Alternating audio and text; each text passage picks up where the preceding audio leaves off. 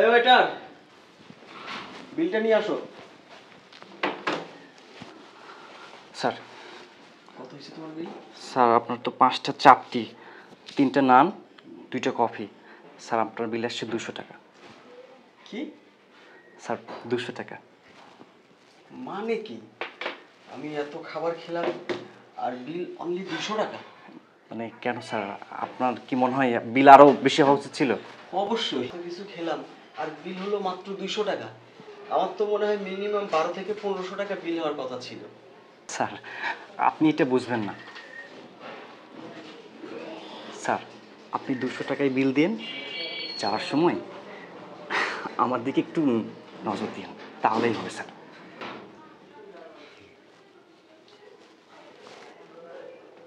Wonderful, তুমি তো ভালো অফার দিয়েছো আমাকে। তাহলে তো আমি আর অন্য রেস্টুরেন্টে কখনোই বসবো না। আমি আমার ফ্রেন্ড সার্কেল, আমার ফ্যামিলি সবাইকে নিয়ে তোমার রেস্টুরেন্টে আসবো। তুমি বিলটা কমাই ধরবে, তোমাকে তো আলাদা টিপস দিতে হবে, এই তো এটা ব্যাপার না। অবশ্যই আপনি অবশ্যই আসবেন, 100 বার আসবেন স্যার। আপনাদের সেবা দেওয়ার জন্যই তো আমি সর্বদা প্রস্তুত থাকি আর কি স্যার। বলেছো, আরে তোমার মতো ওইটার কাছের জন্য তো আমরা একটু ভালো মন্দ খেতে পারি অল্প টাকায়। কিন্তু একটা কথা বলো তো, তুমি যেভাবে সবসময় তোমার মালিককে ঠকাচ্ছ, তোমার মালিক ক্ষতিগ্রস্ত হচ্ছে না? আর এটা কি তোমার মালিক কখনো টের পায় না? লজিক আছে, যুক্তিসঙ্গত কথা বলেছো তুমি। আসলে বর্তমান যুগে এই প্রেক্ষাপটে 10,000 টাকা দিয়ে তো কিছুই হয় না। ফ্যামিলি, নিজে, বাচ্চা কাচ্চা সব মিলে আসলে 10,000 টাকায় হয় না। তোমাকে একটা অফার দিব, তুমি কি আমার রেস্টুরেন্টে কাজ করবে? ডাবল বেতন দেবো। সত্যি কি আপনি আমাকে চাকরি দিবেন স্যার? স্যার যদি আপনি আমাকে আপনার প্রতিষ্ঠানের দায়িত্ব দেন, আপনার রেস্টুরেন্টের দায়িত্ব দেন, আমি আপনাকে কথা দিচ্ছি স্যার, আপনার রেস্টুরেন্ট আমি অনেক ভিআইপি বানাই দিব স্যার। আচ্ছা আচ্ছা, তুমি আমার রেস্টুরেন্ট ভিআইপি বানাই দিবা? ঠিক বলেছো, তোমার মতো একজন ওয়েটারকে আমার ভীষণ প্রয়োজন। কিন্তু তোমার একটা শর্ত আছে। শর্ত? স্যার বলেন কি শর্ত? আমি একটা না 100টা শর্ত মানতে রাজি আছি স্যার, বলেন। শর্তটা হচ্ছে, তুমি যত দ্রুত এই রেস্টুরেন্টটাকে শেষ করতে পারবে তত দ্রুত তুমি আমার রেস্টুরেন্টে চাকরি পাবে। কি যে বলেন, আমি তো এই রেস্টুরেন্টের অর্ধেকটা খেয়েই ফেলছি স্যার, যেটুকু বাদ বাকি আছে না ওইটাও আস্তে আস্তে শেষ করে দিব স্যার, আপনাদের দোয়া ভালোবাসা পেলে স্যার। তোমাকে অনেক ধন্যবাদ। আচ্ছা, বিলটা তোমাকে কত দিতে হবে জানো? স্যার বললাম তো বিল 200 টাকা, আর খুশি হয়ে আপনি যা দিবেন আর কি। আচ্ছা,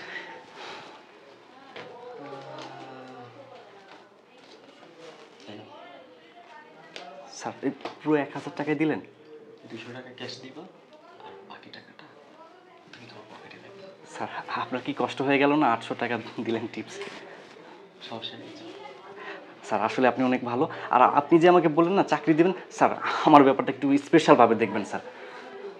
আমি তোমার ব্যাপারটা 100% স্পেশাল ভাবে দেখব। ঠিক আছে স্যার, খুব খুশি হয়েছি আপনার কথা। আসসালামু আলাইকুম স্যার।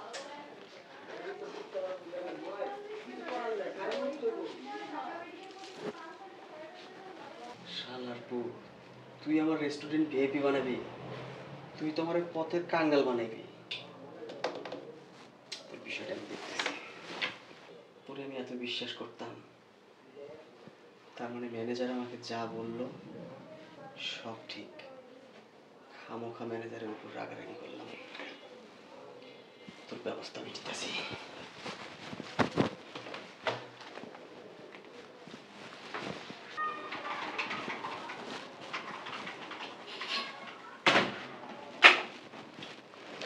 আসসালামু আলাইকুম স্যার। ওয়ালাইকুম আসসালাম। কি খবর আখি ম্যাম, ভালো আছেন? জি স্যার, ভালো আছি। আপনি ভালো আছেন? হ্যাঁ। কাস্টমার নাই? স্যার আছে টুকটাক। যাক, দেখি আপনার অ্যাটেন্ডেন্সটা। তা বাড়ির সবাই ভালো আছে তো আপনার? জি স্যার, সবাই ভালো আছে। আপনার বাসার সবাই ভালো আছে তো? ভালো আছে। গত মাসের যে হিসাবটা না, গত 3 মাসের হিসাবে? জি স্যার।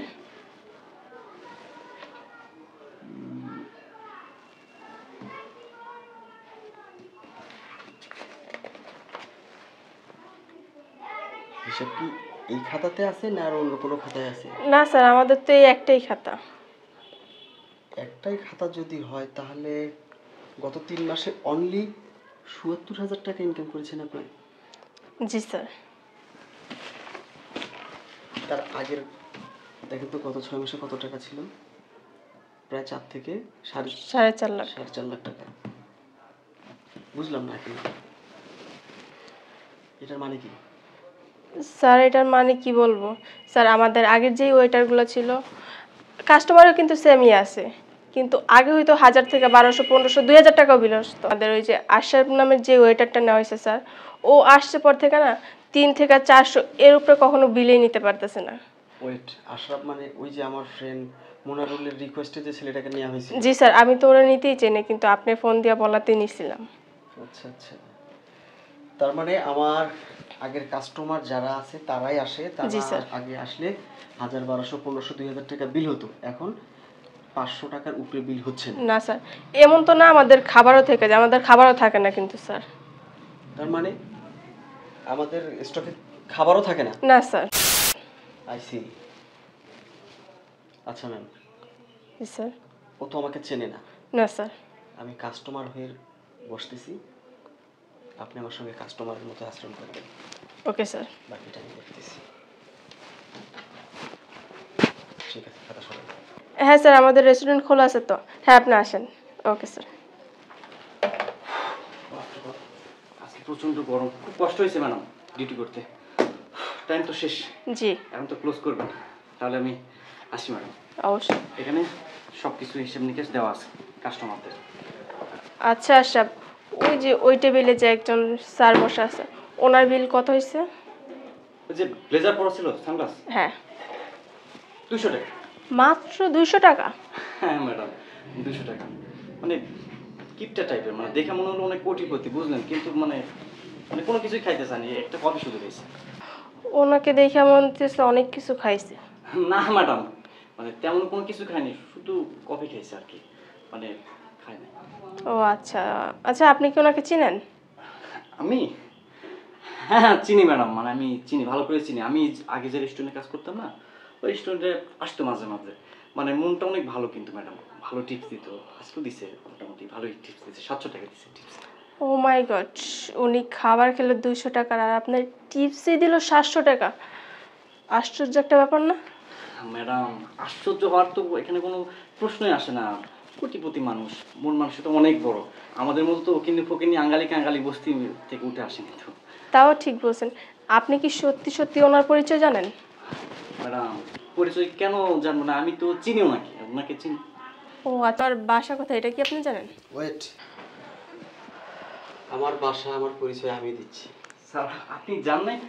না, এখনো যাইনি। আমি আসলে আমার পরিচয়টা দেওয়ার জন্য একটু ওয়েট করলাম। স্যার পরিচয় দেওয়ার কি আছে, আমি তো আপনাকে চিনি। তুমি আমাকে চেনো? তুমি তোমার ম্যাডামকে মিথ্যা বলছো কেন? তুমি কি আমার পরিচয় জানো? তুমি আমাকে চেনো? স্যার আপনার প্রতিষ্ঠানে তো আমি চাকরি করবো।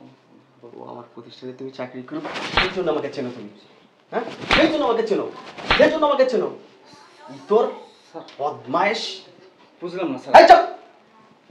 ছোট লোকের বাচ্চা, তোকে শুধু আমি চাকরি দিয়েছিলাম আমার ফ্রেন্ডের রিকোয়েস্টে। মানে আমি যদি জানতাম তোর মতো একটা চোর আমার রেস্টুরেন্টে আসবে, তাহলে কখনো তোকে চাকরি দিতাম না। স্যার মানে আপনি আমাকে চাকরি, এই রেস্টুরেন্টের মালিক আমি। চাকরি করতে হয় সততার সঙ্গে। স্যার স্যার স্যার স্যার আমার ভুল হয়েছে স্যার, আমি একটা ভুল করছি স্যার। স্যার পাছার, আরে পাছার! যে যত বেশি অপরাধ করে সে তত বেশি মানুষের পায়ে পড়ে। এটা তোদের মতো ছোট লোকদের একটা স্বভাব, অপরাধ করবি আর পায়ে পড়বি।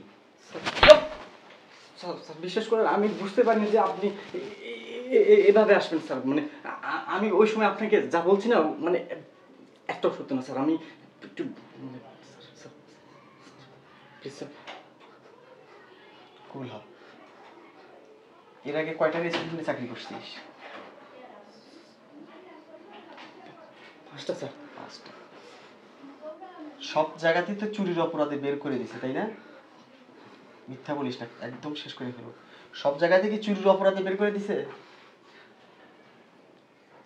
নীরবতায় সম্মতির লক্ষণ। জি স্যার। আখি ম্যাডাম, আসলে আপনার কথাটা না শুনে আমি বড় ভুল করেছি।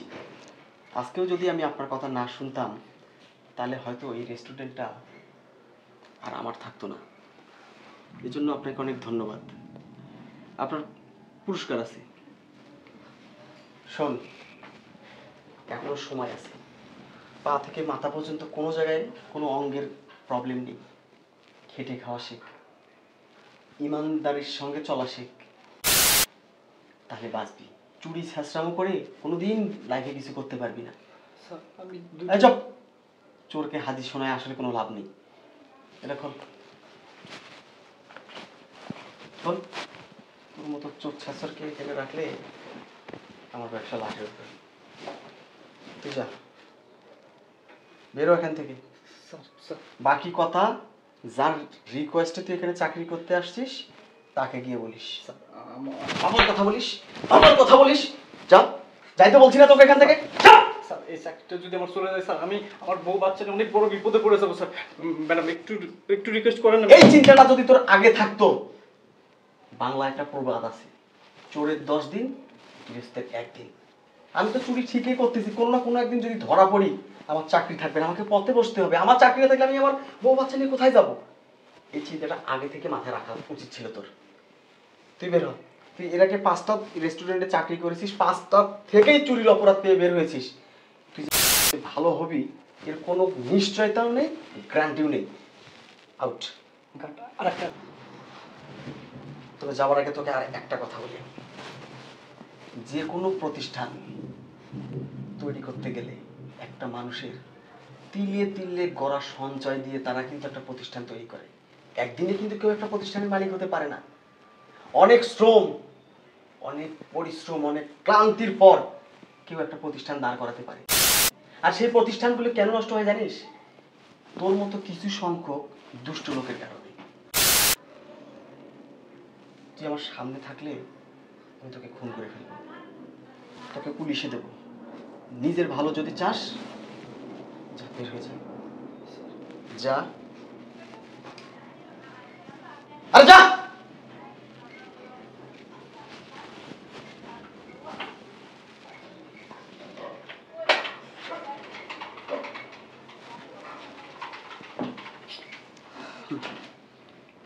ম্যাডাম, জি স্যার।